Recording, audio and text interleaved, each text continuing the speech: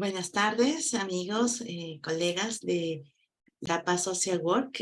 Hoy día estamos en el webinar de programas sociales en el marco de la gestión pública en Latinoamérica. Estamos con Enrique Castañeda, doctor de la Universidad Nacional Mayor de San Marcos, y nos va a explicar acerca de este tema. Los saludo a todos, buenas noches. Vamos a tocar, les decía en forma muy resumida, este tema que es el de los programas sociales y nuevos escenarios para la gestión pública en América Latina. Este es un curso importante que vamos a enmarcar con otros y vamos a editar en el espacio de CAPA. Me parece muy pertinente tocar el tema de los programas sociales en nuevos escenarios, ¿no?, para América Latina. En la gestión pública, ¿no? O sea, hay que adecuar esto, ¿no? En esta ocasión solamente vamos a hacer, a grandes rasgos, vamos a dar un marco y, y los temas que trataremos en el curso sin profundizar, ¿no? Vamos a entrar en detalle, no vamos a entrar ahora en detalle en los mismos. Será más que todo una presentación así, vamos a decir, reflexiva, y tendremos al final del espacio, el espacio de poder responder y comentar algunas interrogantes de los participantes, ¿no? Me acordaba que Carolina, disculpa, me pediste algunas líneas de mí. No sé, yo no soy muy bueno para decir, bueno, tengo una formación en el campo de la economía, algunas especialidades y experiencia práctica, especialmente en el sector público también, desde la planificación y de los temas económicos. Y también soy docente, ¿no? En general, en resumen, ese es y también en algunos organismos que van más allá del país también, ¿no? Formo parte de algunas entidades también que de alguna manera me vinculan con instancias precisamente para mirar América Latina.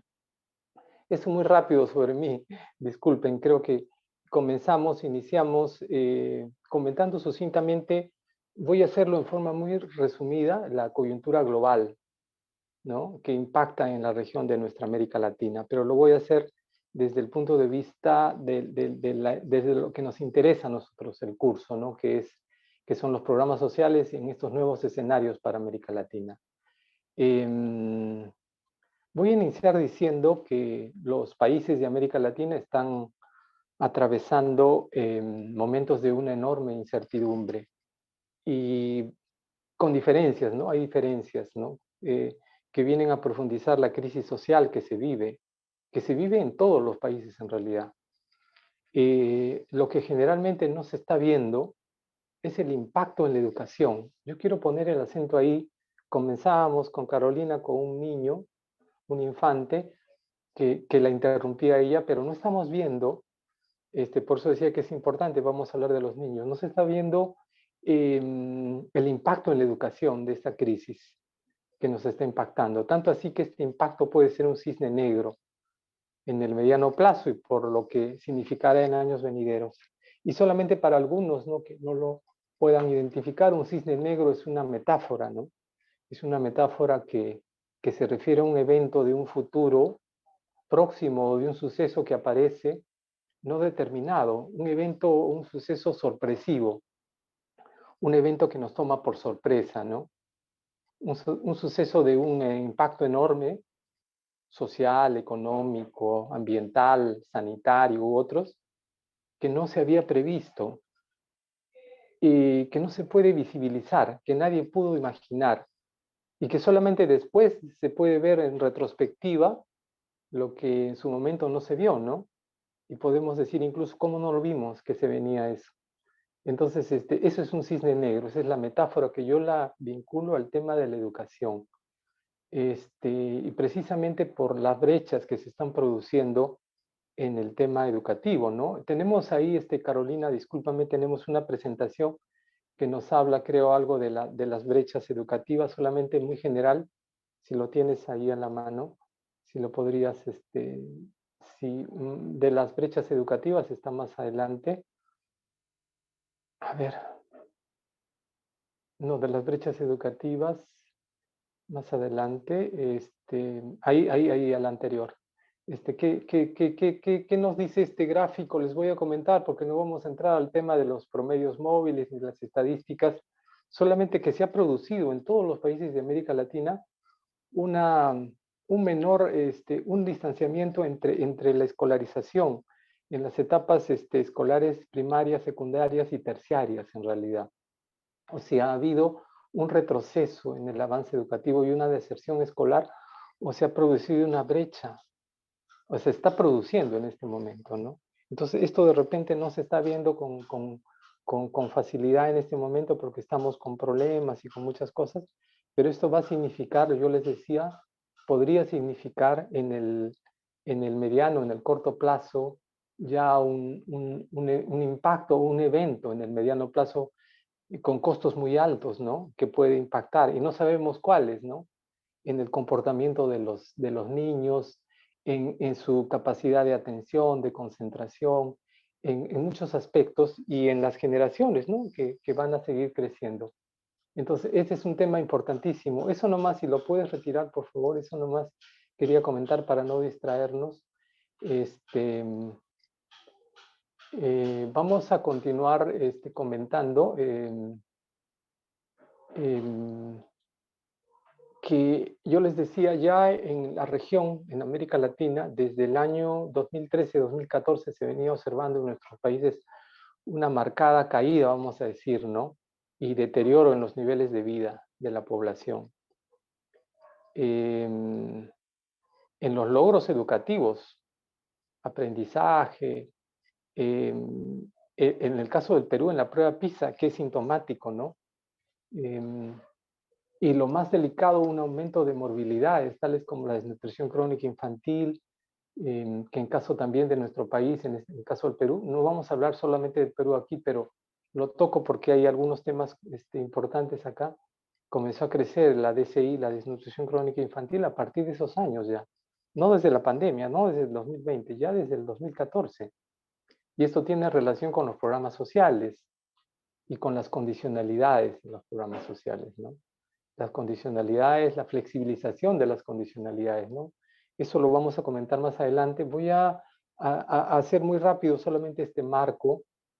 Vamos a decir que esta crisis global que estamos diciendo se profundiza desde el año 2020, ¿no? Por el tema sanitario que ya todos conocen, pero especialmente por las medidas y políticas económicas erradas tomadas por todos los gobiernos.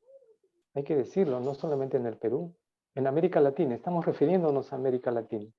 Y la prueba de lo que estoy diciendo son los resultados de la pandemia, ¿no? No se ha avanzado en una recuperación de los impactos que por lo menos nos sitúa en niveles del año 2019, esto en lo económico, ¿no? América Latina sigue un escenario inestable. Vigente para hacer mis ejercicios. Perdón, si pueden apagar su micro, por favor, todos. Por favor, si pueden apagar sus micros. Me distraen, me concentro. Les decía yo que haciendo este resumen apretado de la coyuntura global, de la crisis, cómo nos está impactando, les decía que esta crisis se ha profundizado efectivamente desde el año 2020, ¿no? Pero especialmente por las medidas de políticas y económicas, y vamos a decir, erradas, tomadas por los gobiernos.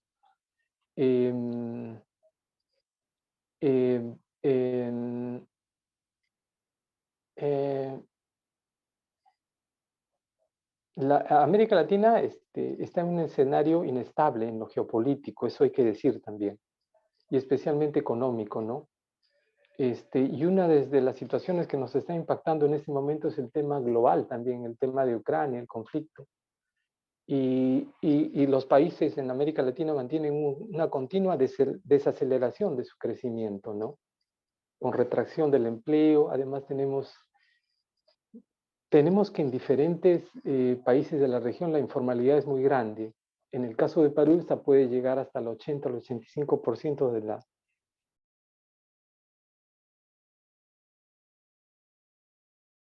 No se te escucha, Quique. La situación es grave ya que con el aumento de la inflación, que en promedio regional está entre 12 y 15% anual, esconde una inflación subyacente, ¿no? Que es siempre mayor.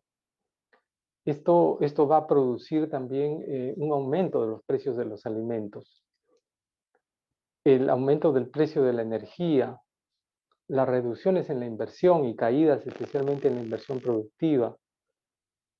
Así tenemos que en las estimaciones de crecimiento regional, vamos a decir, siempre son optimistas estas estimaciones de crecimiento. Yo tengo información de CEPAL que me llega y para mí es muy pertinente y actualizada, pero siempre es optimista, ¿no?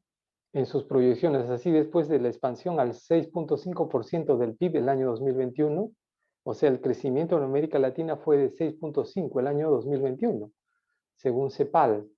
Para el 2022, la estimación de crecimiento de América Latina es del 3,2 y la proyección para el 2023 es de 1,4.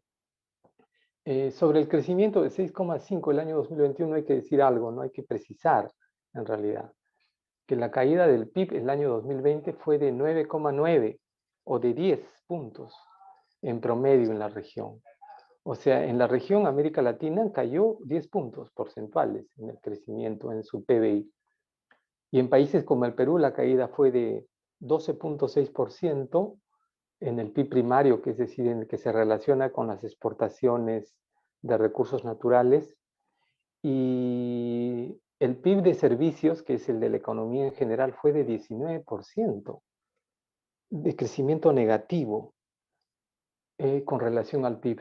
Entonces el 6,5 del PIB del año 2021 no recupera en realidad la línea base.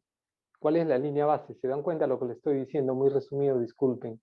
Es el año 2019. ¿Cómo estábamos el año 2019? ¿Cómo caímos el año 2020? Y esa recuperación del 6,5 en realidad no nos pone en el nivel ni siquiera del año 2019. O sea, no hemos logrado recuperar las economías en promedio regional. Y estos crecimientos de proyecciones de crecimiento de 1,4 para el año 2023, o sea, este año, que son bastante auspiciosas, en realidad están en terreno negativo. Solamente quiero, por ahora, muy resumido sobre la crisis financiera, comentarles eso porque nuestro tema lo voy a centrar en los programas sociales. Y un segundo punto, vamos a hablar de los programas sociales en América Latina. Sobre los programas sociales voy a señalar que estos desde su creación han venido jugando un papel muy importante, ¿no?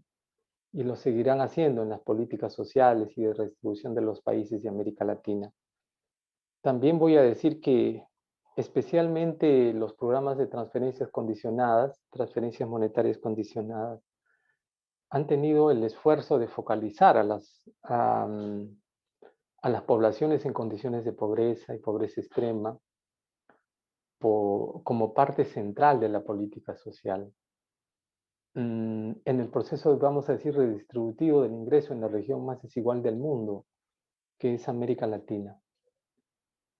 Por eso estos fueron los programas más grandes, en realidad, en la región de América Latina, especialmente los programas de transferencias condicionadas, ¿no? Los PTMC.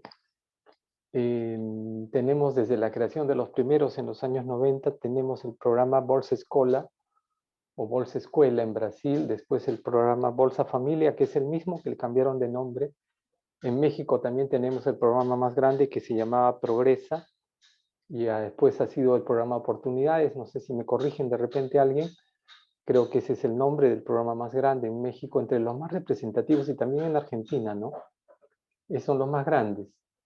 Pero en todos los países de la región se constituyeron programas de asistencia y protección social, con las particularidades de cada país, lógicamente, ¿no?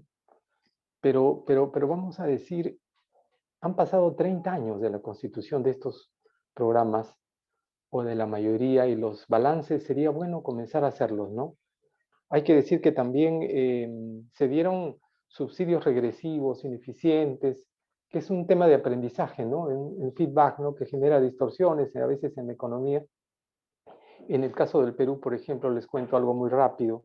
Las personas que pertenecían al programa Juntos, por ejemplo, que era el programa de transferencias condicionadas, cuando estuve haciendo la planificación del programa hace muchos años en ese programa, sabíamos que la gente que tenía algunas actividades comerciales y que estaban alineadas al programa en provincias, en las regiones de provincias, no querían que se sepa, porque si ellos pertenecían o tenían alguna iniciativa económica o estaban insertados de alguna manera con actividad con una actividad económica, ya no podían pertenecer al programa, ¿no?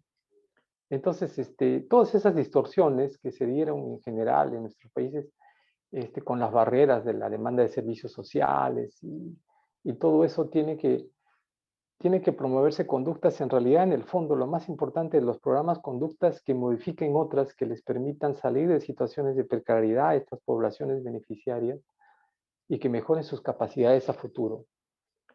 Esto quiero remarcarlo. Ahí está la centralidad de las condicionalidades, que es importante incidir para la formación del capital humano. Y solamente decirles que los que no están familiarizados, que estoy hablando cuando hablo de condicionalidad. Lo que pasa es que los programas de transferencias monetarias condicionadas entregan un dinero flat, que puede ser una cantidad mensual. Flat es porque es constante, ¿no? No es incremental. Mensual o bimensualmente una cantidad de dinero, pero para entregar a esa cantidad de dinero a los beneficiarios que están inscritos al programa, estos tienen que cumplir una condicionalidad. Y esta condicionalidad es lo más importante, porque es lo que va a cambiar. No es el dinero que reciben, que es un dinero en realidad irrisorio, ¿no? Sino es que cumplan la condicionalidad que son muy importantes. Por ejemplo, en Juntos era la desnutrición crónica infantil.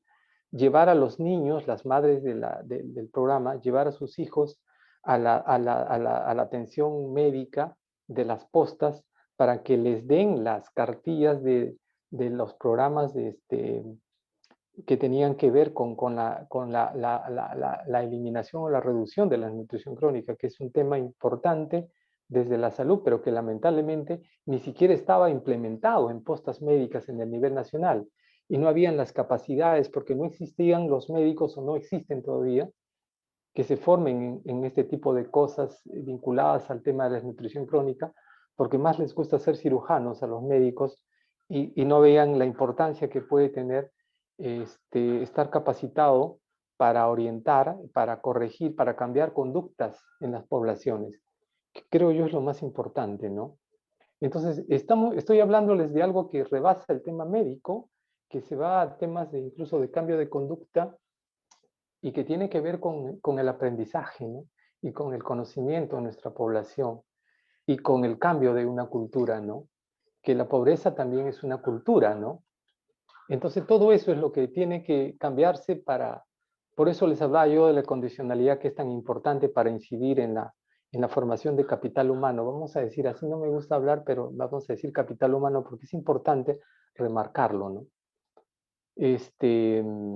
Quique, quería Sí, preguntarte, ya que estamos hablando de la sí. condicionalidad, ¿quiere decir que una persona para pertenecer a este tipo de programas sociales tenía que ser pobre a pobre extremo y, como tú indicabas, no tenía que ser una actividad económica? O sea que si hacías una actividad económica simplemente te quitaban del programa, ¿no? Sí, efectivamente, las personas que de alguna manera se insertaban en la economía, de alguna manera con actividades pequeñísimas incluso, ya no podían pertenecer al programa. Ese era uno del tema. Y otro importante que tú comentas es efectivamente el tema de las condicionalidades, que es importante decirlo en el programa Juntos, por ejemplo, inicialmente los beneficiarios eran madres con hijos de 0 a 5 años. Solamente hasta los 5 años, y para hacer el seguimiento de la desnutrición crónica infantil, que principalmente se da en los primeros 3 años de vida. Si un niño logra superar esa etapa sin desnutrición crónica, ese niño se puede insertar en la etapa escolar y en el desarrollo, y puede superar problemas de repente y romper lo que en el programa existía como un lema, creía yo, del programa, pero había sido a nivel de América Latina también, ¿no? Que es el romper la transferencia intergeneracional de la pobreza. Quiere decir de que esos hijos de familias pobres se inserten, se eduquen, se capaciten, sean más tarde profesionales, sean más capaces que sus propios padres y puedan insertarse en la sociedad en la cual viven, ¿no? Entonces, ese es el objetivo de este programa de 0 a 5 años. Vemos asombrosamente que ha pasado el tiempo y a estos años, 2022, 2023, este programa, por ejemplo, el programa Juntos, ya no solamente es hasta los 5 años, es hasta la juventud, creo, hasta los 18 o 20 años, ¿no?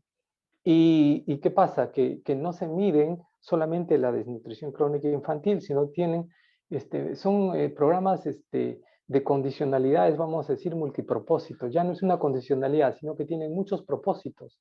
Y al tener muchos propósitos, un poco que se distorsiona los grandes objetivos importantísimos que existían, porque detrás de estos objetivos de la desnutrición crónica, por ejemplo, están evidencias científicas que se han hecho del estudio del cerebro incluso, para estudiar y analizar la importancia en la etapa infantil hasta los 3 años del desarrollo del cerebro, cómo incide el tema de la nutrición y cómo va a afectar a un niño. Todo eso Claro, está es que es importantísimo, básico, que el niño importantísimo, en sí, esos años sí, sí. sea bien alimentado, bien nutrido, porque eso le va a formar Ese es para los años para toda la venideros, vida, claro, para toda sí. la vida, para toda la vida. Muchas gracias, Carolina, porque me ayudas a remarcar una parte importante que es necesaria decirla y que a veces, por tratar de avanzar en el temario, a veces de repente lo puedo dejar así, ¿no?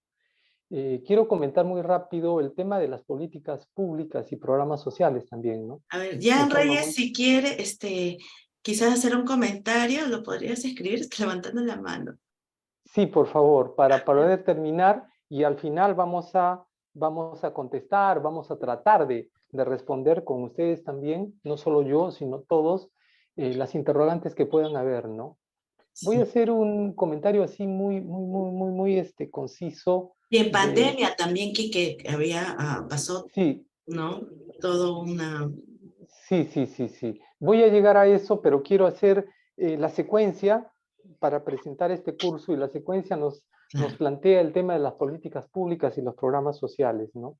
Entonces yo quiero hacer una reflexión, solamente unos cortos comentarios sobre este tema, vamos a decir. Podemos comenzar definiendo un problema. ¿Qué es un problema público? Es decir, existe una percepción de que hay un problema de carácter social, vamos a decir, y podemos decir que la simple interacción social no puede resolverlo. ¿Son las inequidades un problema social? ¿Es un problema público? Lo que aparece a simple vista es lo sintomático, o sea, nos aparecen los síntomas, pero es que generalmente el problema está detrás, ¿no? Existe detrás. Y entonces es lo sintomático lo que exige la implicancia de actores públicos, vamos a decir, gobiernos, organismos internacionales. Cuando comienza a definirse un problema social, ¿quién lo define?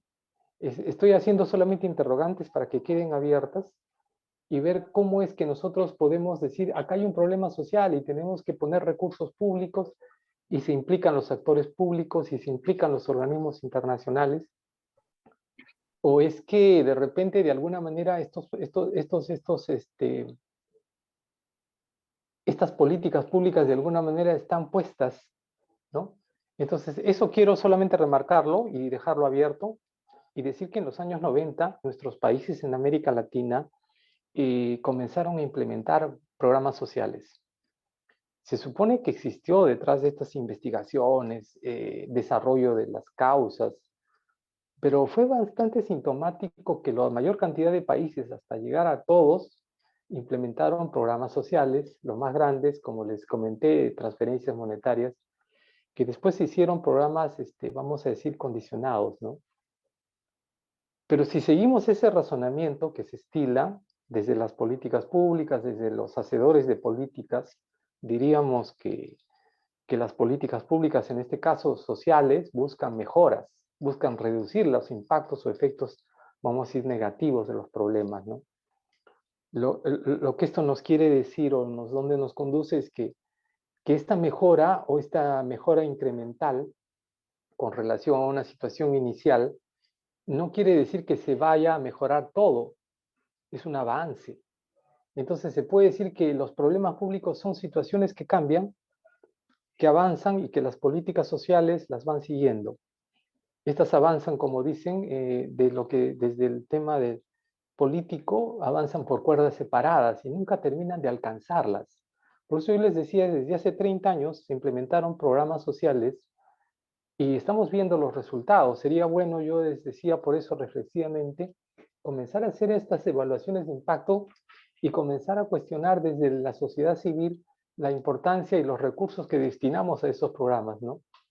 No estoy en contra de los programas, considero que son importantísimos, como les decía, pero sería bueno ver la pertinencia, la fuerza y la orientación de los mismos, ¿no? Solo para concluir esta parte, vamos a decir que es una percepción que yo tengo y que siempre la comento y la digo. Deberíamos ver la política social articulada a la política económica. No deberían ir por cuerdas separadas, porque lo que les he dicho hace un momento es el razonamiento común desde las políticas públicas especialmente, ¿no? Se habla de pobreza y de reducir, pero no se mira la economía, no se mira cómo avanzamos.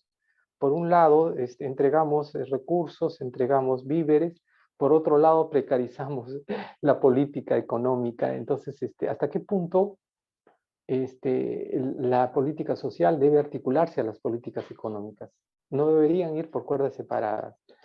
La articulación a nivel de metas de la política social a las metas de crecimiento y desarrollo que se definen para el marco macroeconómico multianual en el Perú, pero no solo en el Perú, en el caso de todos los países existen los marcos fiscales y económicos, así como hay en nuestro Ministerio de Economía. Para todos los países de América Latina existen estos marcos. Entonces podríamos medir los avances y direccionalidad y proyectar una reducción significativa de la pobreza que sea sostenible en el tiempo, porque estamos llevando en forma articulada política económica y política social. Estamos insertándola en las proyecciones de crecimiento para el mediano y largo plazo. Ese comentario lo hago así en forma muy general, de repente provocativa, para que ustedes reflexionen y lo piensen. Y ya estamos avanzados, por eso no estoy pidiendo más diapositivas, porque vamos a ver alguna otra de repente, pero si no, vamos a detener, nos vamos a demorar mucho. Quiero seguir con esta reflexión para los programas sociales en nuevos escenarios, ¿no? Entonces yo les decía que los programas sociales son recursos que los estados dirigen a la lucha contra la pobreza, apoyo a poblaciones vulnerables, el desarrollo de una mejor infraestructura social para mejorar las condiciones de vida de la población. Y este es un reto para los gobiernos, mejorar la eficiencia y la eficacia de los programas, ¿no? Y aumentar el gasto público dirigido a esto. Pero nuevamente regreso a la reflexión. Hago un feedback, una retroalimentación. Han pasado 30 años, les decía yo, desde la implementación de los programas sociales, de transferencias monetarias condicionadas, los más grandes en América Latina, ¿no? Bolsa Escola, en Brasil, el programa Progresa, Oportunidades en México, han tenido avances que a la luz del tiempo transcurrido, vamos a decir, no han sido tan importantes, ¿no? Si vemos desde la mirada así en el tiempo, ahora que vemos que están aumentando la pobreza y las inequidades en toda la región de América Latina, que nunca dejó de ser la región más desigual del mundo, América Latina. Estos programas en toda la región se han convertido, vamos a decir, en un eje de articulación de la protección social, es muy cierto. Con sus modos particulares de gestión y de financiamiento, ¿no? Propios de cada lugar, han incorporado lógicas propias de financiamiento, pero para el conjunto de países de América Latina, vamos a decir que en términos agregados la reducción o desigualdad se estancó en un momento de la primera década del presente siglo y descendió en la región o ha quedado sin reducirse en varios países. Muy rápido, no sé si Carolina puedes mostrarnos unos gráficos de CEPAL que tenemos ahí, unos gráficos de CEPAL precisamente mostrando los niveles de... A ver, un ratito.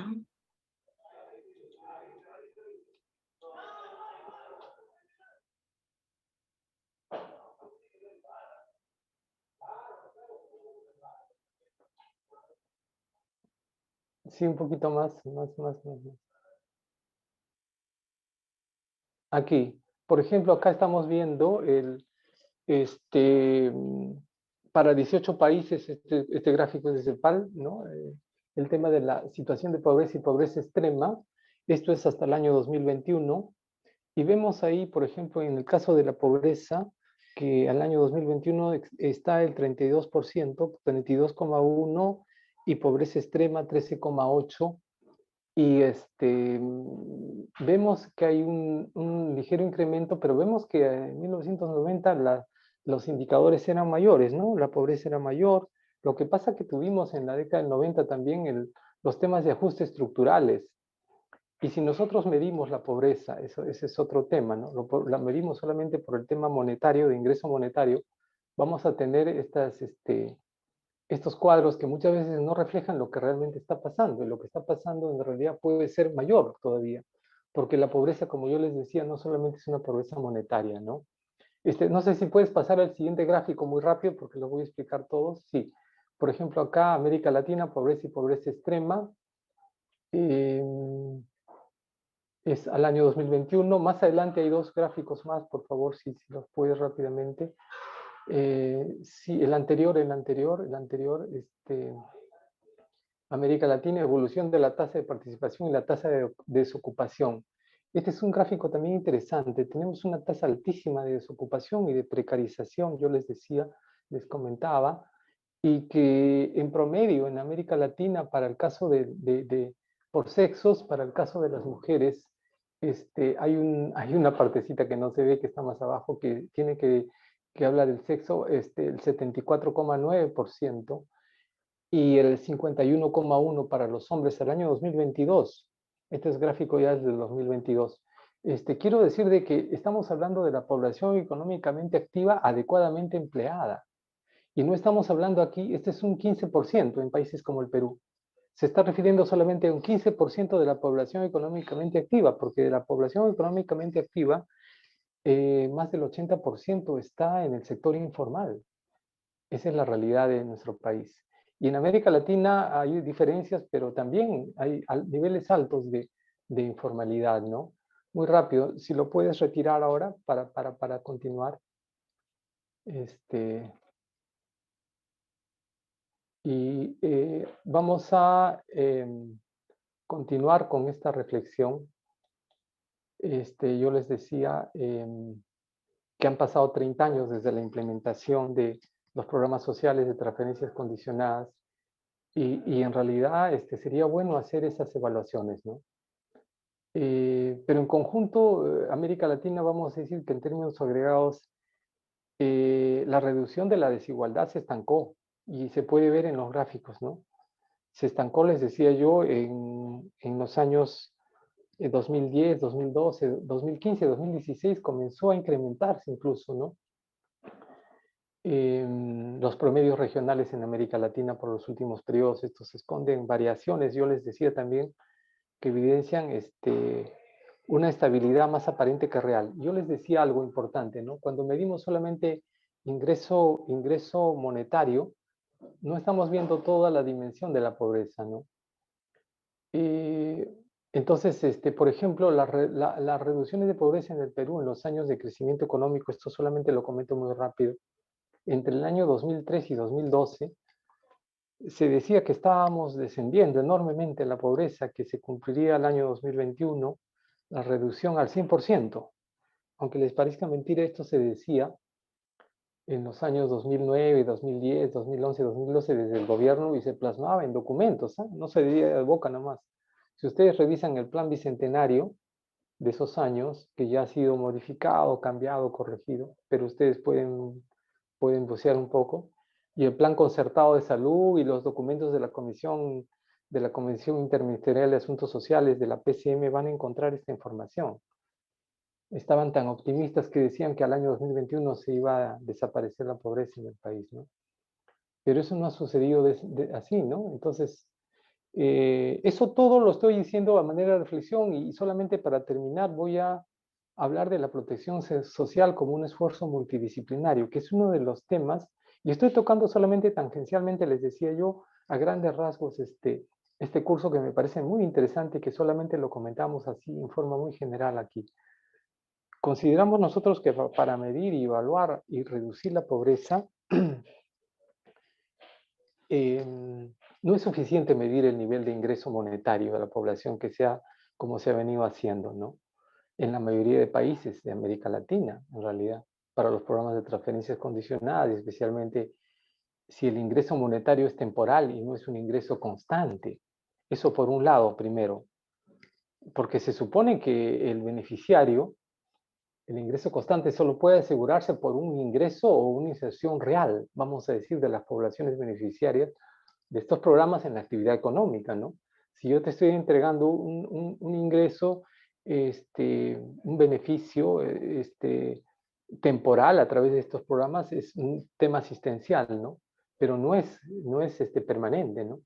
El ingreso constante solo puede asegurarse, como yo les decía, por un ingreso real en la economía, ¿no? De poblaciones beneficiarias de estos programas. Y acá surgen varias interrogantes.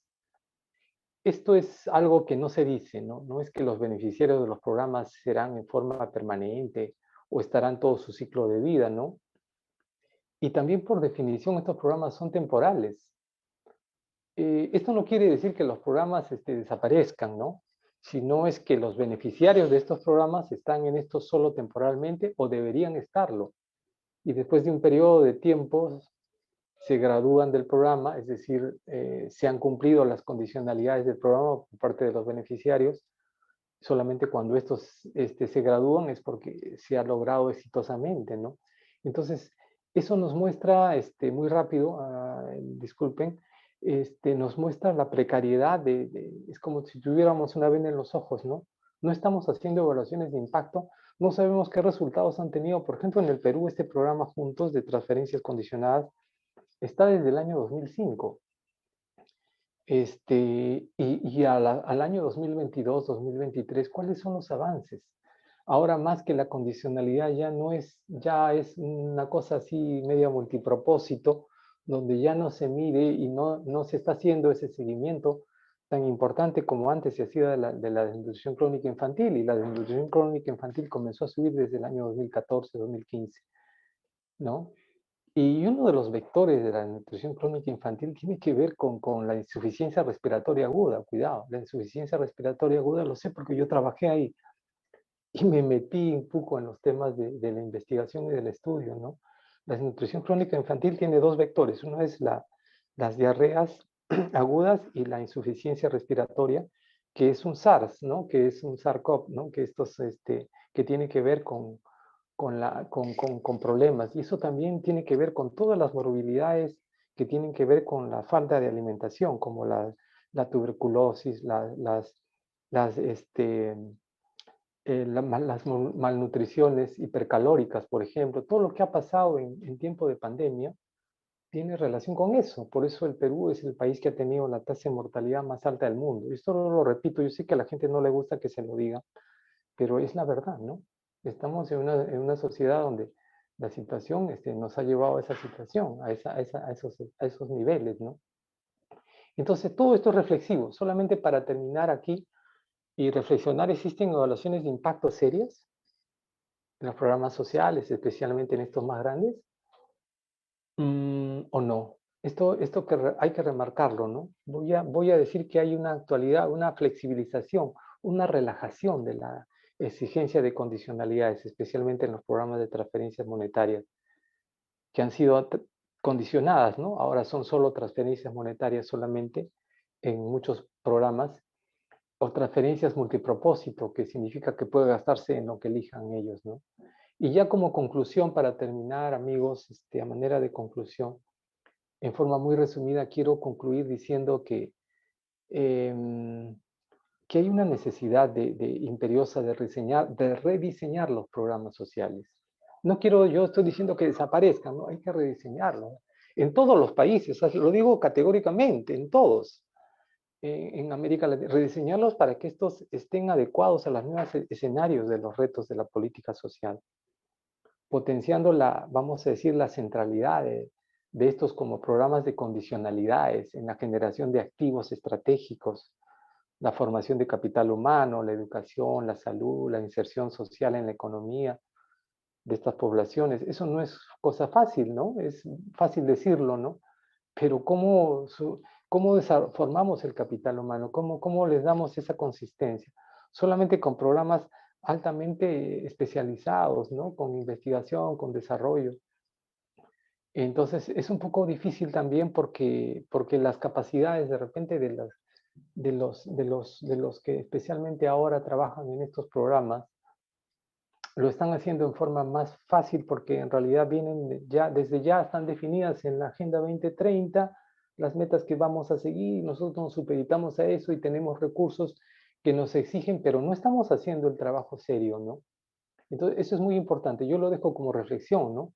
Especialmente en una coyuntura global que tiende a la precarización, es muy importante la creación de fuentes de empleo y capacidades en la población y a futuro, ¿no? ¿Qué estamos generando? ¿Qué población vamos a tener a futuro?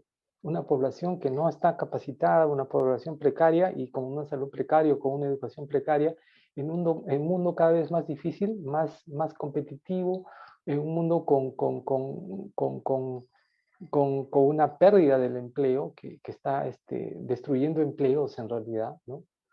Son problemas estructurales de nuestros países en América Latina. Yo no soy pesimista, soy optimista, pero lo planteo así porque hay que ver la realidad para cambiar, para encauzar respuestas y resultados, ¿no? Son problemas estructurales de nuestro país y de América Latina que si no los abordamos con profundidad en forma multidisciplinaria, no solamente tienen que ser toda clase de profesionales, no podemos avanzar en romper estas barreras, como la barrera del ingreso medio, ¿no? Que ningún país de América Latina ha podido superar, ¿no? Chile, Uruguay nos vendían Chile como el país que se desarrolla. Chile no ha podido superar la barrera del ingreso medio precisamente por estos problemas estructurales. Solamente para concluir es necesario desarrollar estudios, amigos, investigaciones desde lo multidisciplinario para entender y trabajar en la reducción de la pobreza. Tenemos que comenzar por entender el carácter multidimensional de la pobreza, ¿no? ¿Qué es multidimensional, no? Puede partirse del índice de desarrollo humano, por ejemplo, para entender la pobreza, nos decía Amartya Sen, como una situación no solo de renta baja, sino una situación de privación de capacidades, ¿no? Y de oportunidades, ¿no? Esenciales que se dan desde el inicio de la vida. Entonces, el índice de desarrollo humano por eso mide estas capacidades, estas necesidades del ser humano que van más allá, que tienen que ver no solamente con ingreso humano, tienen que ver con la salud, tienen que ver con la educación, con la satisfacción, ¿no?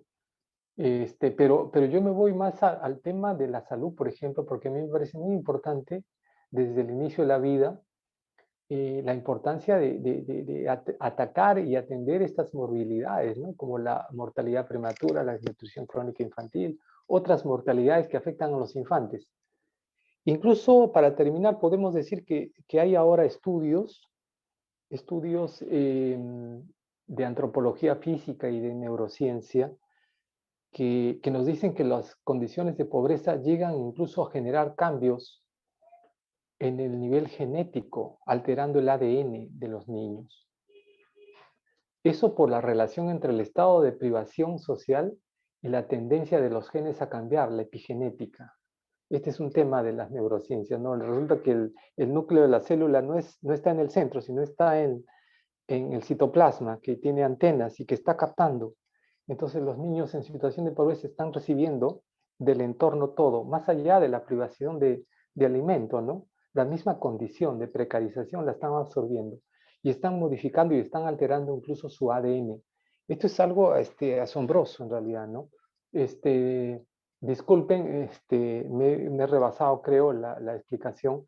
Lo dejo ahí y de alguna manera podemos, no sé, Carolina, comenzar a hacer un diálogo o un comentario así entre todos sobre los temas en forma de repente unos 20 minutos, una cosa un poco rápida, o tú nos puedes comentar lo que han Bueno, escrito. primero creo que había una persona que había levantado la mano. Las personas que deseen participar en este momento pueden levantar la mano o si no, dejar su comentario en el tablón de mensajes. Noches. Ahí Sí, está. ¿cómo están? Buenas noches. Buenas noches. ¿Quién habla? María Isabel. Ya, María Isabel. tuve la oportunidad de trabajar en un programa social que es Pensión 65 y siempre el eslogan era el alivio a la pobreza. Y Sí, siempre me he preguntado, ¿realmente es alivio a la pobreza? Porque si es alivio a la pobreza, ya no se inscribiría cada año, ya no aumentaría el padrón. claro. Sí, Entonces digo, ¿qué hacemos con 250 bimensual? ¿Realmente les alcanza para poder cumplir el alivio a la pobreza? Y de verdad no, pues siempre he dicho que el CISFO tiene que hacer otra calificación de quién es pobre y pobre extremo. Por más que seas pobre extremo, en la sierra siempre el adulto mayor va a tener una casita y una chacrita, ¿no?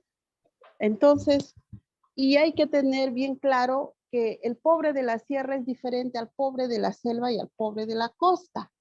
Entonces, claro, cuando llegaban las fichas de calificación socioeconómica que nos envían las municipalidades, porque de ahí parte, ¿no? De la municipalidad parte para que Pensión 65 pueda elegir a un usuario. Entonces, no es igual, no es igual. Hay diferentes condiciones que todavía al MIDIS, en mi entender, le falta, ¿no? Le falta. Eso es lo que claro. puedo acotar. Y más o menos el año 2019 unieron los tres programas juntos, Pensión 65 y el programa Contigo, en un solo programa, la unidad ejecutora Progresa, que Sí, realmente no duró, no duró. De nuevo nos volvimos a separar y cada uno por su lado, porque son programas sociales diferentes. Pensión 65, el adulto mayor, juntos con las madres, con la corresponsabilidad que tiene juntos, ¿no? Hay una sí, corresponsabilidad entre la madre y el programa. Y claro. el programa Contigo, que es nuevo, que es una subvención económica a las personas, ¿no? Que están con sillas de ruedas y cuestiones así. Entonces, tampoco funcionó y volvimos a separarnos. Ese es un breve comentario. Sí, muchas gracias por tu comentario. Estás en lo cierto, en realidad. Hay que reflexionar y hay que preguntar los recursos que estamos destinando a los programas sociales. En realidad estamos teniendo resultados, se evalúan, hay evaluaciones de impacto en realidad en los programas. Y ahí lo que yo les decía, de repente lo dije muy rápido, ¿no? La necesidad entre vincular política económica y política social. Porque aquí nos dice María Isabel, creo, ¿no? Una cosa muy importante, si realmente el alivio a la pobreza fuese o se estuviese dando, el padrón todos los años sigue incrementándose. Y en el caso del programa Juntos, por ejemplo, inicialmente esa corresponsabilidad que nos dices era el tema de la desnutrición crónica infantil, era la corresponsabilidad, pero solamente el programa era de 0 a 5 años. Ese programa Juntos a lo largo del tiempo se volvió en un programa de ya no solo de niños, sino de jóvenes hasta los beca 18, hasta los 18, 20 años, creo, no sé. Entonces, la pregunta mía, y cuando yo estaba en el programa haciendo la planificación, a mí me pidieron hacer un trabajo sobre la reestructuración principalmente del programa y después de planificación, y ahí había un interrogante, porque no había, era el año 2011, era el año 2008 y no había graduados todavía del programa, no habían pasado los 5 años. Entonces estaba viendo el tema de empujar hacia adelante el problema de la graduación, porque no había estudios de impacto ni evaluaciones para saber si los graduados habían logrado superar el tema. El programa de nutrición crónica infantil además es un programa específico de presupuesto por resultados, que está en el sector salud dirigido y que tampoco prosperó y se quedó como un programa así general, ¿no? Pero que no avanzó tampoco. Entonces teníamos varios problemas vinculados a eso, ¿no? De alguna manera lo que me comentas me hace pensar un poco en todo esto, ¿no? En realidad no hubo un avance tan importante y yo no sé si llegaron a graduarse esas madres del programa de la primera generación después de 5 años o si después se quedaron hasta que sus hijos tengan 18 años o 20 años. Esa es la ironía y yo lo pongo un poco de forma irónica, pero pero en realidad es grave por los recursos que se ha destinado, las transferencias condicionadas y el presupuesto público, ¿no? ¿Cuántos miles de millones se ha destinado en estos años y cuáles son los resultados reales de estos programas, ¿no? Entonces, es muy importante eso, es muy importante llegar a una comprensión de la situación de los programas y a mejorarlos, ¿no? Entonces, solamente para concluir esta pregunta, es importante articular política social y política económica. Y ver, para terminar, algo muy importante, muchas gracias, la señorita que ha participado nos ha dicho algo también muy, muy verdadero, y es el tema de la focalización que siempre se vendió en los programas sociales como lo más eficiente, en realidad tendría que hacerse nuevamente. El último encuesta de hogares que se hizo el año 2018 en realidad fue un desastre, porque no se capacitó bien a los que hacían las encuestas y no tomaron adecuadamente la encuesta de hogares. Eso es importantísimo, por ejemplo, porque es una base para todo este tiempo, levantar la información física, no telefónicamente como se hace ahora, después de la pandemia, por estos temas, sino físicamente. Se gastó recursos para hacerse una encuesta de hogares que no logró hacerse y no definir la política social a partir de esto, ¿no? Conocer realmente, como nos ha dicho la señora que ha participado, María Isabel creo que es, disculpa, en identificar quién realmente es pobre y quién no lo es. Y es muy diferente hablar de un pobre en Sierra Rural y hablar de un pobre en Lima. Por decir, un pobre en Lima puede estar en la calle, un pobre en Sierra Rural puede ser una persona que tiene su casita e incluso su chacrita, como nos ha dicho, ¿no? Entonces, yo estoy haciendo solamente el comentario así muy general, pero sería importantísimo transparentar. Eso es gobernanza, transparentar la información pública, pero vemos que ahora en lugar de transparentar, se oculta, ¿no? Se oculta la información con la página esta única del sector público, no nos dan la información. Yo como planificador que he sido en el sector público y que hago algunos estudios para CEPAL, no puedo ingresar al CEPLAN, porque ya no tengo el código para ingresar, no puedo ingresar a la página de CEPLAN. Esa es la transparencia, ese es el gobierno abierto.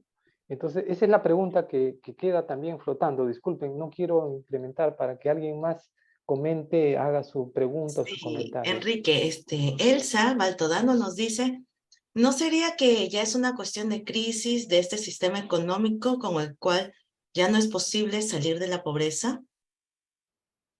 Buena pregunta, no. En realidad, si vemos los años de crecimiento económico en América Latina, porque este curso es un curso que abarca los programas sociales para toda América Latina, ¿no? Y los nuevos escenarios, ¿no? Entonces, si nosotros vemos las estadísticas de los organismos que ustedes quieran, del Fondo Monetario, del CEPAL, del Banco Mundial, vamos a ver que la caída de los indicadores de pobreza comenzó antes de la pandemia, comenzó el año 2013, 2014, cuando las economías comienzan a desacelerarse. ¿Y por qué aparecen ahí? Porque en realidad no se trabajó adecuadamente una inserción de las poblaciones o una fortaleza de capacidades en las poblaciones que podían tener un ingreso temporal, ya sea por transferencias, ya sea porque encontraron un trabajo temporal, pero no tenían la educación, no tenían las capacidades para sostenerse en el tiempo.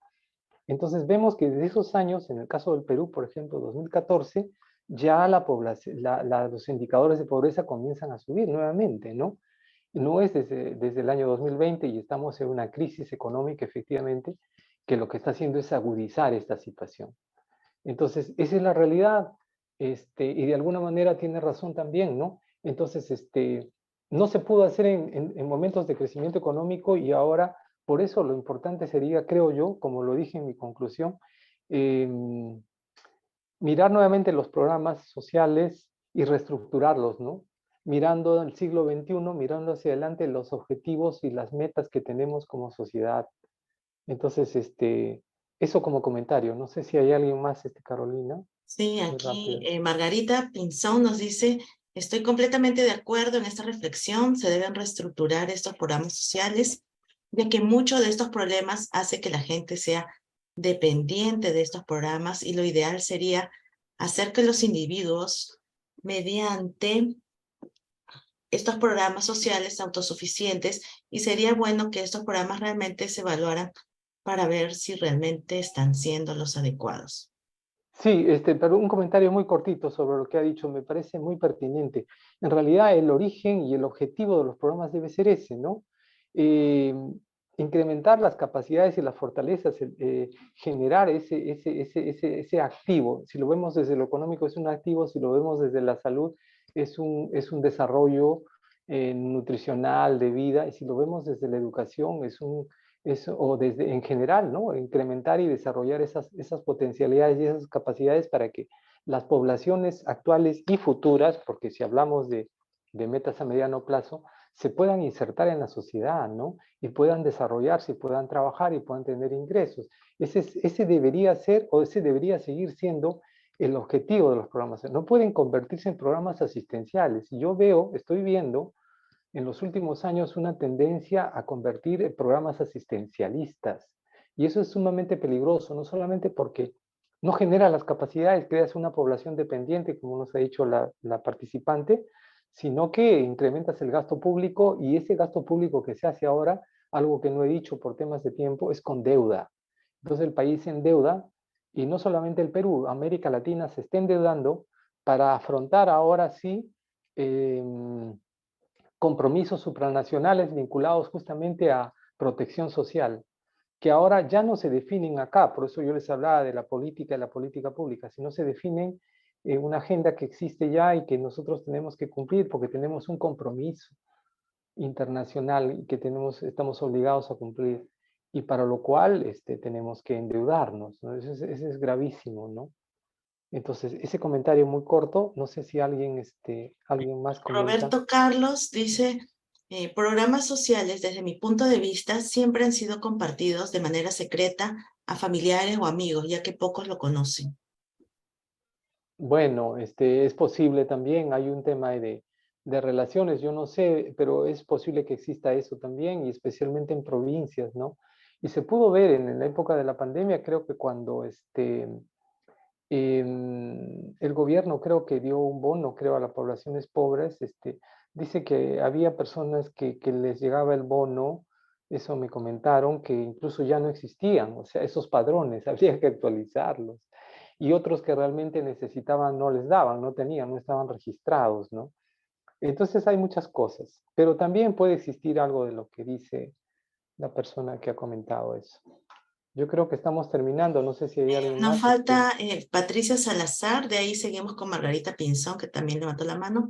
Ya. Patricia Salazar nos dice, saludos desde Guatemala. En mi país igualmente los programas sociales son selectivos y no necesariamente se dan a las personas más necesitadas. Bueno, estamos viendo aquí un común denominador casi en Latinoamérica, ¿no? Que esto es lo que Sí. está sucediendo. Sí, ¿por qué sucede todo eso? Porque en realidad es un tema también de capacidad, y es un tema de no haber hecho el ejercicio completo, que es, nosotros tenemos que hacer la fuente primaria. ¿Qué cosa es la investigación, el desarrollo? Tomar en serio los programas, reestructurarlos y generar capacidades en técnicos que conozcan, que manejen los diferentes temas, porque esto es multidisciplinario. Esto va más allá de la economía, de la medicina, de la psicología, de la educación. Entonces tenemos que verlo seriamente, y de repente puede ser un input para comenzar a construir un posible desarrollo, pero tal como están y sin evaluaciones en América Latina, en muchos países, este, es, es, este, es peligroso incluso por el tema de lo que significa en temas de deuda, ¿no? Y el riesgo que existe de endeudamiento. No sé, Margarita ¿quién más? Pinzón quería hablar. Bueno, Hola, Sí, buenas noches. Buenas buenas noches. noches. De México, un saludo. ajá, ¿cómo Mucho gusto, estás? Margarita. Pues yo desde mi punto de vista considero que los programas son muy buenos, bastante Claro, buenos, siempre y cuando sean aplicados de una manera responsable y comprometida, ya que como hemos estado viendo muchas veces, el compromiso no es nada más del gobierno, sino que también de las personas, ¿no? Y hay que darle seguimiento. Si bien los programas en algunas ocasiones no son los adecuados, se tienen que reestructurar para que lleguen claro. realmente a las personas que necesitan este servicio. Pero pues a través de investigación, a través de darle un seguimiento y una evaluación. Si realmente no funciona, transformarlo o modificarlo para que tenga el mismo sentido, pero que realmente llegue a las causas más necesitadas. Ese es mi comentario. Muchísimas gracias, Margarita. Muchísimas gracias. Buenas noches. Efectivamente, los programas tienen que reestructurarse si es que los programas no están adecuadamente orientados o focalizados a poblaciones para ayudarlos a acompañarlos o ayudarlos a desarrollar de repente capacidades, fortalezas y las condicionalidades que estos tengan, ¿no? Porque no es el incentivo, porque si nos quedamos en el incentivo se vuelve algo asistencial y lo asistencial no ayuda a nadie, ni al Estado, ni nos endeuda, y tampoco ayuda a esas poblaciones a salir de la pobreza o de la situación de atraso o situación precaria en la cual viven. Entonces es muy importante, como dices, focalizarlos bien, reestructurarlos si es necesario, pero para eso tenemos que hacer evaluaciones y evaluaciones de impacto, que son las evaluaciones que se hacen después de un tiempo para ver los resultados y los logros de estos programas. Y no hay que tener temor a eso y hay que comenzar a construir a partir de ahí, ¿no? A construir con las fortalezas que ya se tienen, con los aprendizajes y los conocimientos que yo no niego que se tienen. Yo aprendí también bastante estando como planificador en un tiempo, pero sí, tiene que desarrollarse y tiene que adecuarse a los nuevos cambios que hay también ahora en la actualidad, ¿no? Y a las nuevas exigencias, ¿no? En un mundo global, en una situación que estamos viviendo, todos los países, todos los países, no se queda ni uno fuera, ni los países que tenían supuestamente los niveles de vida más altos, como los temas de Costa Rica, Uruguay, tienen problemas ahorita vinculados justamente a temas de pobreza y a temas de inequidades también. Entonces, todos estamos ahora en esa necesidad imperativa. Muchas gracias. Tenemos un comentario de Estela Bautista. Dice, así es, no siempre los programas sociales llegan a las comunidades más necesitadas. En muchas ocasiones son seleccionados o por amistades, ¿no? Creo que varios comentarios hay del mismo tipo, ¿no? Que todos Sí. piensan eso. Sí, Enrique, ¿quieres decir algo para finalizar? sí, por supuesto, por supuesto. Más bien tu cámara la puedes prender porque no te vemos. Sobre todo en los programas sociales aquí en Perú, que no se les utilice como clientelismo o clientelaje político, ¿no? Por los gobiernos de turno. Muchas Eso es lo gracias por que tu... también Sí, quisiera añadir respecto a los programas sociales, ¿no? Que va tal ministro a tal sitio allá, que bajen los de pensión 65, que salgan las mamitas de juntos, que vengan los de los familiares de beca 18, o sea, cosas así sí, vemos que estamos acostumbrados a hacer eso con los programas sociales.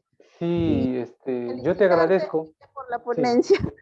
muchas gracias. Yo te agradezco también porque has dicho una cosa muy cierta y especialmente en Perú, nos van a disculpar los que son de otros países, pero es una realidad que se repite en varios sitios, pero especialmente en nuestro país, el clientelismo.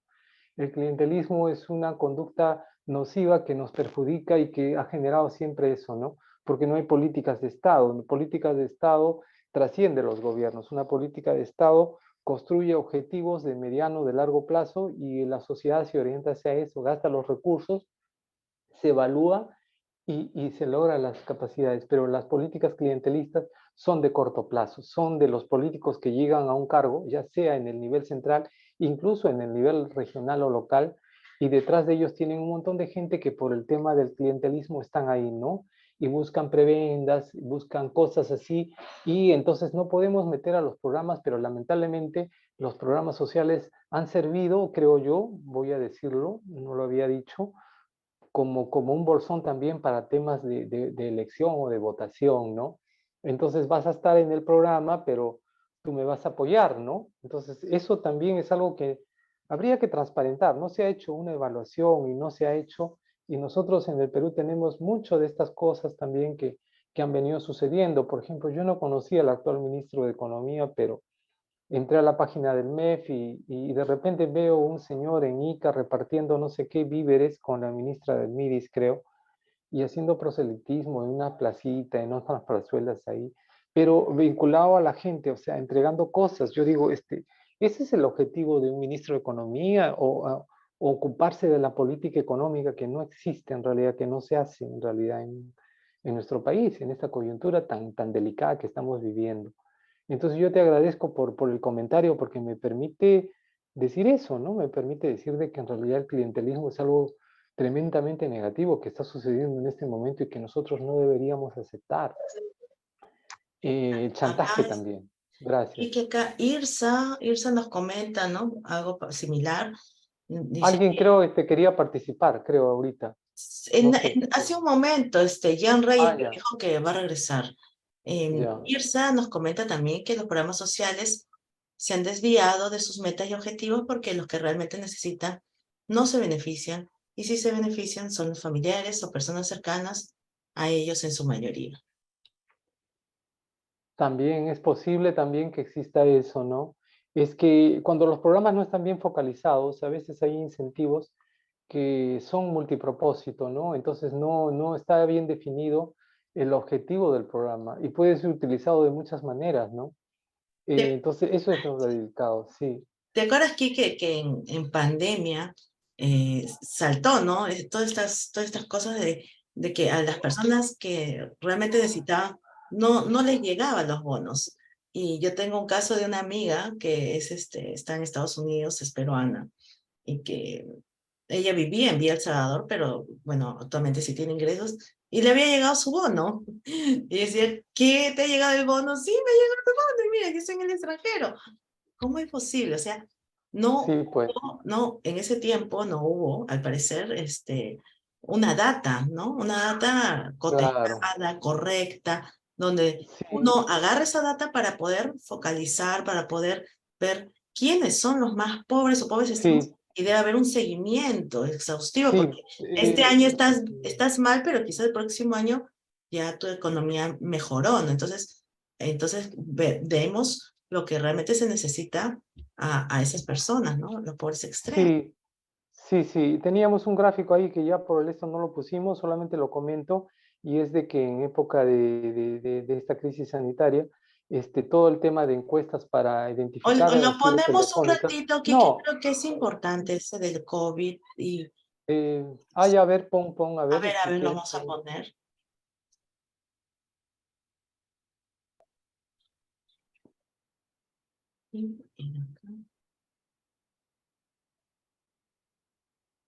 Más allá, otro. Este creo que era. Ya, ese nos está diciendo ese gráfico, por ejemplo, que la evolución del promedio móvil, ¿no? De 33 países en América Latina, muertes confirmadas.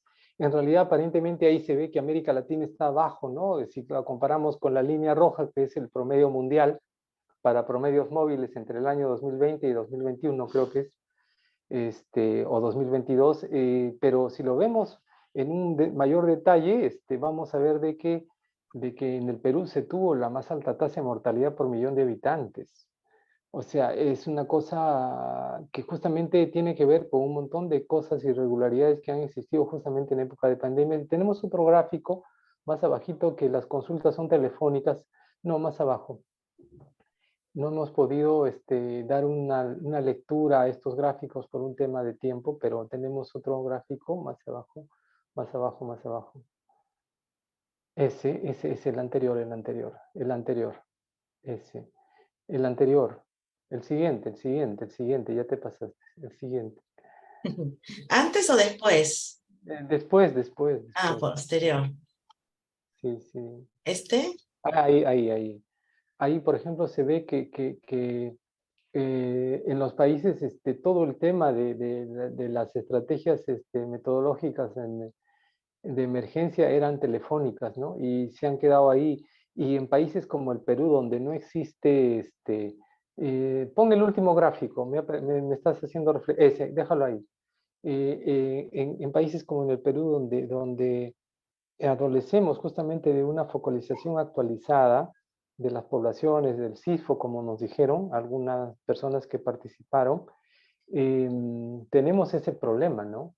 Hemos tenido problema y en la encuesta de hogares, por ejemplo, que es la encuesta económica más importante para comenzar a definir incluso políticas, definir sueldo mínimo y todas esas cosas, no se ha hecho adecuadamente. Yo no sé cómo se esté trabajando eso, ¿no? Hay una precariedad, hay una informalidad en el trabajo, vamos a decir, que ha perdido este profesionalismo, ¿no? Entonces eso es muy importante. Es muy importante recobrar la importancia de la data y de la estadística oficial para... Y solamente el último comentario de este gráfico me suscita, esta es la curva de Samuel Preston, que tiene una relación importante entre la calidad, miren, entre el ingreso y la calidad de vida, y la esperanza de vida y la salud de la población. Y acá estamos hablando a 50 países, hizo Preston esta relación, pero lo hizo con el PBI per cápita. Y todavía PBI per cápita. ¿Cuál es la diferencia del PBI per cápita? Que el ingreso no está bien distribuido, pues, y muchas veces no nos dice nada tener un ingreso per cápita de $8,000, vamos a decir, o de $10,000, cuando hay gente que no recibe nada y hay gente que no recibe 8,000, sino recibe 8 millones per cápita o 800 millones. Entonces, incluso en esas condiciones, este PIB per cápita en 50 países nos muestra que cuando sube el ingreso per cápita, sube la esperanza de vida y la calidad de vida mejora en la población. Eso está comprobado. Pero no sube solamente por el ingreso, sube porque las poblaciones que tienen mejores condiciones económicas mejoran su calidad también en educación. Entonces, eso es muy importante. Solamente como comentario final, así ese comentario, si lo puedes sacar ya, Carolina, y vamos cerrando, ya ya nos hemos avanzado, creo mucho, vamos cerrando. No sé si alguien comenta, muchísimas gracias. Si alguien comenta ya para terminar, les agradecemos mucho, disculpen por los tiempos que se retrasaron y solamente hemos hecho un resumen así muy general del curso que lo vamos a hacer más detallado y más explícito en el nivel de América Latina. Les vamos a estar enviando de todas maneras la información a sus correos electrónicos y también pueden suscribirse a nuestro canal, ¿no? Estamos en Facebook, YouTube, en la página web. A ver, Roberto Carlos dice, no creo que solo sea el enfoque, los líderes también influyen en política. Claro. El enfoque, no, ¿a qué se refiere con el enfoque? Al tema de la focalización, al tema, claro, los líderes sí influyen evidentemente, pero los líderes no están detrás de los programas, ¿no? El diseño de la política muchas veces ahora, ese es un tema también que lo he comentado muy rápido, el diseño de las políticas públicas para definir problemas públicos no los estamos viendo directamente y en la creación de los programas de transferencias condicionales en toda América Latina coincide con la crisis de los 80 y la implementación de las medidas del Consenso de Washington en América Latina. Y en esa medida los gobiernos van a influir, lógicamente, pero se está marcando una ruta, ¿no? Una ruta de los programas sociales que ya es necesario revisar, es necesario reformular y es necesario reestructurarlos, básicamente. Ya pues, entonces, Carolina, creo que hasta ahí, ¿no? Sí, Quedamos. más bien muchas gracias a todos por estar hasta los últimos minutos, ¿no? Pero hemos respondido a varias consultas, comentarios y bueno, más bien si pudieran prender sus cámaras para hacerles una foto a todos. A ver, no sean tímidos.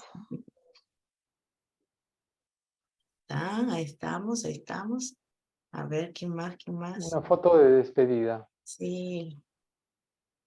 Y ahí nos dicen pues también qué otros temas quisieran, como webinars, y claro, los esperamos en el curso, ¿no? De todas maneras, para continuar, pues, ¿no? Ya con la certificación propiamente. Claro, esta ha sido solamente una introducción muy, muy corta, muy resumida, que solamente hemos comentado en forma de reflexión el curso. Así. Ya, Carolina. Elsa, creo que Elsa también quería hablar. A ver, espérate, vamos a tomar la foto. 1, 2, 3. Ahí está, espérense un ratito, voy a grabarlo. Elsa, sí, Elsa ha levantado la mano. Sí, y qué bueno de tener muchos, ya estamos en la comunidad CAPA, como le decía, ya todos van a recibir información de todo lo que hacemos, ¿no? Y sobre todo hay bastantes jovencitas ahí que estoy viendo. Ah, qué bueno que se preocupen por estos temas, tan jovencitas. Sí, si le puedes dar A la ver, palabra a Elsa. Elsa, a ver, coméntanos. Ya les Buenas noches a Buenas todos. noches. Muchas gracias por esta ponencia. Siempre, este, Enrique, siempre con sus comentarios muy acertados. Bueno, yo solamente había referido en un comentario que si sería posible salir de la pobreza con este sistema económico. Desde mi punto de vista, me parece que no, porque, o sea, tenemos un sistema económico en el cual está siempre como que dirigido a mantener esa marcada diferencia de clases sociales. Entonces, al estar organizado de esa manera, jamás va a trabajar en torno a que esas clases menos favorecidas, esos grupos sociales que son la mayoría en nuestro país, en el Perú me estoy refiriendo, puedan lógicamente mejorar su condición y dejar la pobreza para ser seres humanos íntegros que puedan, como dice, en la plenitud de sus derechos, aportar como ciudadanos y así a la vez el país también crece. Pero si ya hasta nos comentaba el expositor que incluso, ¿no? Habían ciertos estudios de que hasta el ADN de los niños que están en extrema pobreza está siendo alterado o recibe el impacto de esta situación, entonces imagínense qué seres humanos vamos a tener a futuro que tengan la capacidad de aportar por el país. Entonces, yo veo que bajo estas condiciones en la que tenemos un país en la que toda la vida estamos entregando nuestros recursos a capitales extranjeros nada más, y a cambio de qué? De empleo, y ni siquiera de empleo, sino de subempleo todavía. Entonces, ¿qué país puede salir del subdesarrollo de esa manera?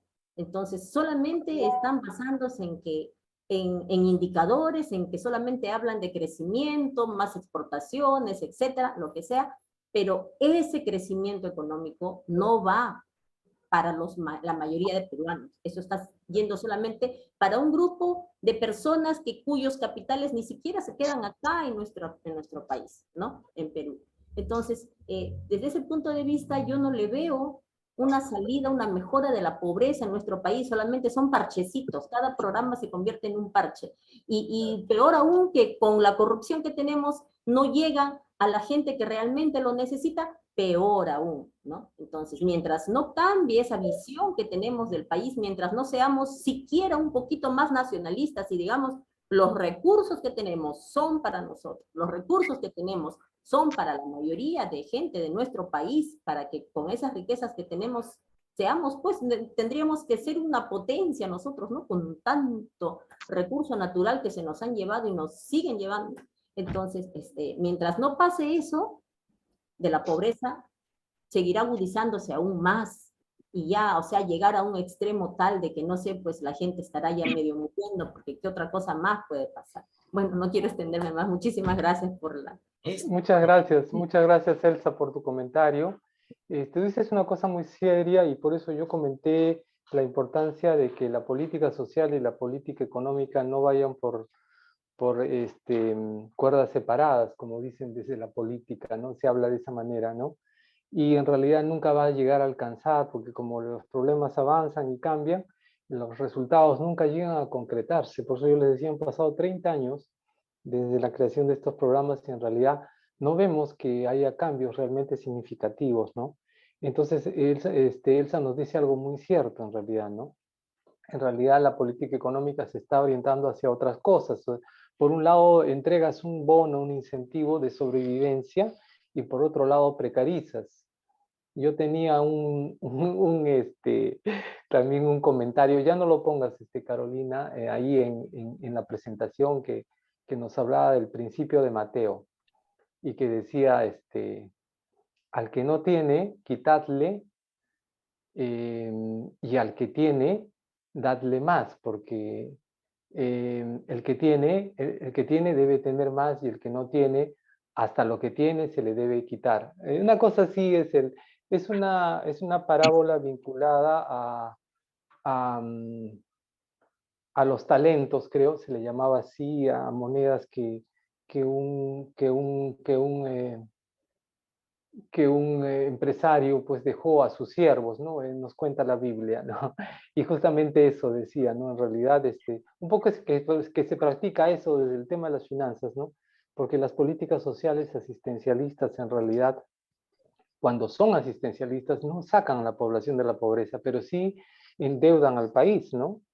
Y por otro lado, las políticas económicas, cuando son así sesgadas, crean condiciones de monopolio, oligopolio, crean externalidades, crean fallas de mercado, que lo que van a hacer es beneficiar a determinados agentes económicos. Entonces, al final de cuentas, por un lado estamos creando una situación de empobrecimiento y por otro lado estamos dando algo que en realidad no va a generar, ¿no? Entonces, yo sé que eso existe en realidad, Elsa y amigos, pero en realidad lo que nosotros buscamos es una reflexión para replantear programas sociales que nos van a servir, porque lo que el conocimiento, el know-how, el conocimiento técnico, el aprendizaje, la memoria colectiva se fortalece haciendo todo esto y desarrollando cuando nosotros le damos un sentido. Lógicamente estamos viviendo una situación global de crisis y tenemos que cambiar. Entonces tenemos que despertar también a la sociedad para cambiar esas cosas, para reflexionar, para convertir a nuestros países en sociedades más equitativas y más igualitarias, ¿no? No quiero que sea una frase, pero tenemos que cuestionar y tenemos que ser críticos también para poder saber en qué terreno estamos pisando desde los programas sociales. Muchas gracias. Y que tengo aquí un comentario de Wendy sí. y Margarita y hay otras jóvenes que también han ingresado desde México que te decía, dice, buenas noches, los vemos, un grupo de estudiantes de la subsede de Tetela del Volcán, estamos estudiando para la licenciatura en Trabajo Social, somos de aquí, del estado de Morelos, es una parte de México, un saludo y muy buena plática, la que nos presentaron, muy importante ver este tipo de aspectos de otras partes de Latinoamérica, así que muchas gracias. Gracias a ustedes por realmente haberse conectado. Yo estaba coordinando con Margarita el día de ayer, dando porque por el celular, por el código, tenía que agregarle el código, un poco difícil, pero bueno, ya le pasé el link. Y bueno, vamos a estar en coordinaciones, ¿no? Con ustedes también para un futuro webinar, porque queremos saber también cómo están allá en México y de Guatemala también otra invitación para ustedes, ¿no? Para que también se unan. Y en sí a todos, ¿no? Vamos a tener Sí, varios eventos. Sí, un comentario, Carolina. Sí, nosotros vamos a desarrollar y otros cursos también vinculados al tema de los programas sociales, de las políticas sociales, y en diferentes aspectos, ¿no? En diferentes campos, ¿no? Entonces, para que participemos y estemos en comunicación y en contacto también, les damos la bienvenida y la participación en estos espacios, ¿no? Para generar juntos un nuevo conocimiento, ¿no? Ese es el valor de esto. Generar nuevo conocimiento a partir de lo que nosotros teníamos ya, ¿no? Y empoderarnos como sociedad y cambiar estas cosas, estas inequidades. Gracias. Bueno, ahora sí creo que nos Ya, vamos. ya, gracias. Se nos pasó la hora volando. Estuvimos aquí, como dicen en México, platicando. Pero Sí, ya, bueno, todos ya estamos en la comunidad. Capa, ok. Entonces ya nos estamos viendo, amigos. Muchísimas muchas gracias. gracias. Muchísimas gracias a todos. Hasta luego. Ok, chao, chao.